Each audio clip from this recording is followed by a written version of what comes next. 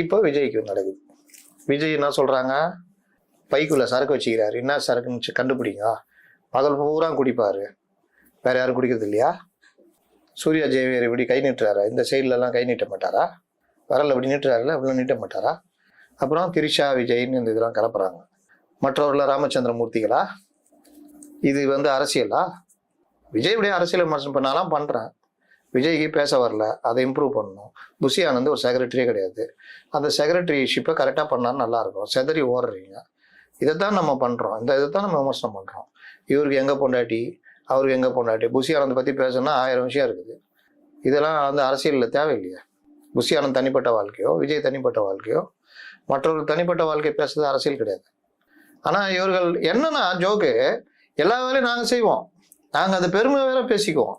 ஆனா நீ பண்ணக்கூடாது, நீ கரெக்டா யோகியனா இருக்கணும். இந்த ஆஸ்பெக்ட் எப்படி எடுபடும்?